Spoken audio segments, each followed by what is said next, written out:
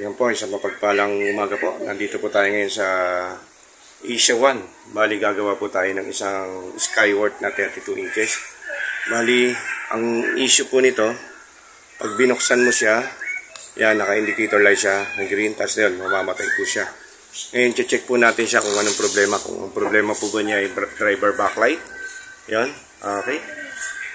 Po tayo magsimula, yan po. Sa lahat po ng ating tigapanayam at walang sawang nanonood ng YouTube channel natin. At yun po, maraming salamat po sa inyo at advance Merry Christmas po. At shoutout po kay Ma'am T. Yan po, at tayo po ay tinawagan niya po kagabi at para po gawin yung kanyang TV at saka washing machine. Yan po, samahan niyo po ako gawin itong TV ng Skyward 32 inches.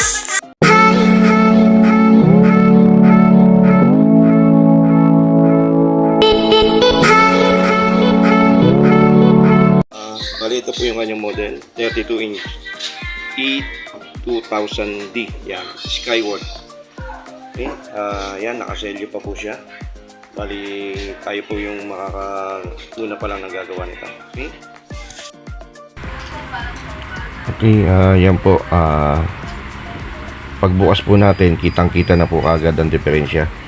Yung capacitor po niya, yan tatlo, at saka yung yellow. Bali, kakalasin po natin, papalitan po natin yan. Okay, yun po yung papuntang driver backlight, kaya po siya nagkukurap-kurap po, nagbiblink-blink, tas mamamatay na po siya.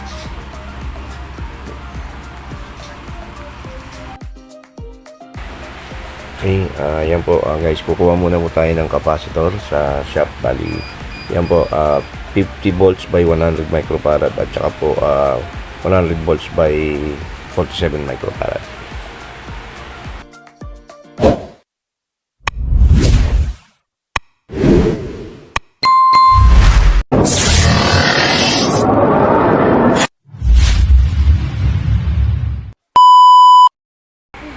Okay, yan po guys, kinalas na po natin yung capacitor. Yan po, may leak po siya, mismo lobo na po. 50 volts by 100 microfarad. Yan po, at yung isa po ay 100 volts by 47 microfarad. Yan po, papalitan po natin. A few moments later.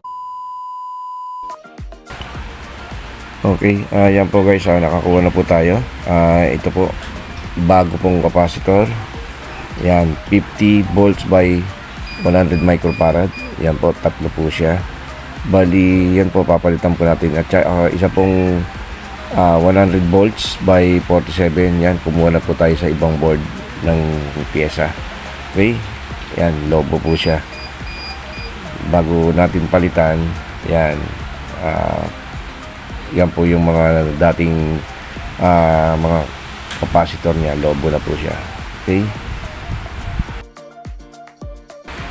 okay, yan po, ikinakabit ko na po yung capacitor niya. Bali, yan, pag kailangan tingnan niyo po maigi kung ano po yung polarity. Yung negative dapat po sa may guhit po na kulay puti. Dapat po ikabit niyo po ng tama. Pag nagkamali po kayo, possible na pwede pong lumobo o either na pumutok po yun. Yan, kakabit na po natin yung capacitor.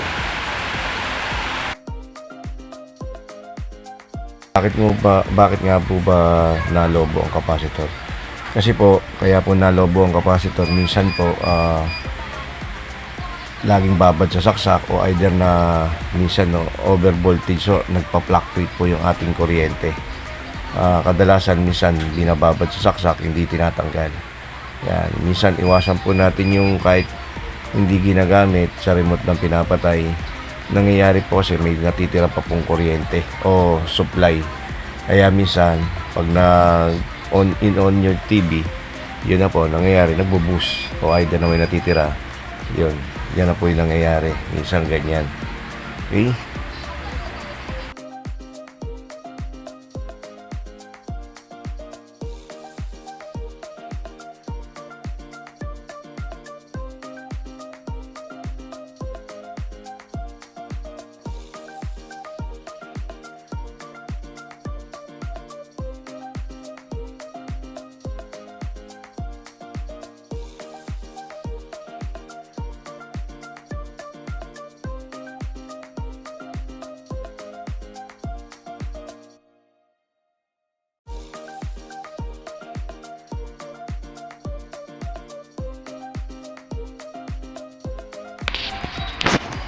Okay, yan po guys, nahinang na po natin yung capacitor. Bali, ngayon puputulin ko na lang po yung tirang ng capacitor yan. Kasi mahaba po. Okay, yan, testing na po natin bago yan, naikabit na po natin.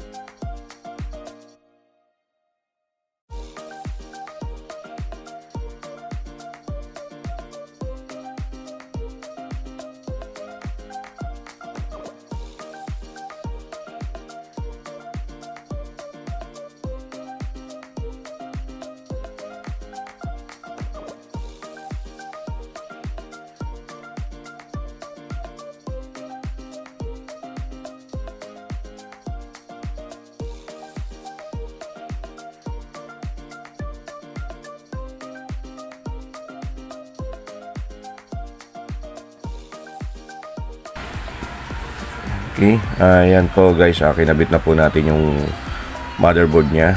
Bali ngayon, testingin na po natin. Yan.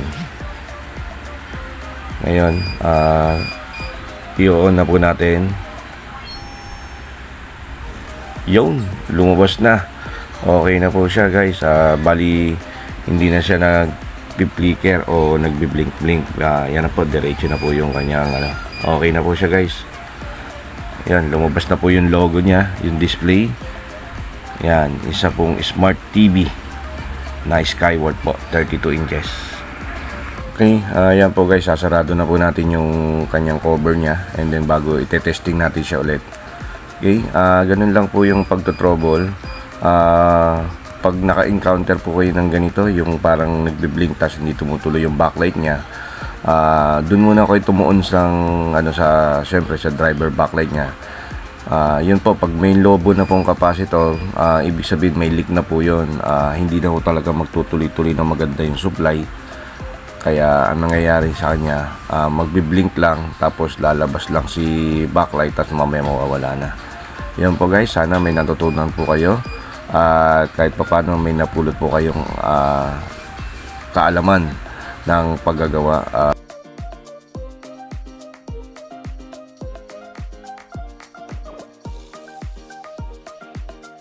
Yan po guys, sinarado na po natin. Bali, yun po, okay na po siya. Bali ngayon, titesting po natin.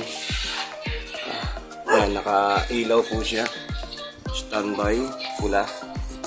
Ngayon natin. Yan. Ngayon natin. Yun, lumabas na po si Skyward. Ito siyang smart TV. Okay na po siya guys.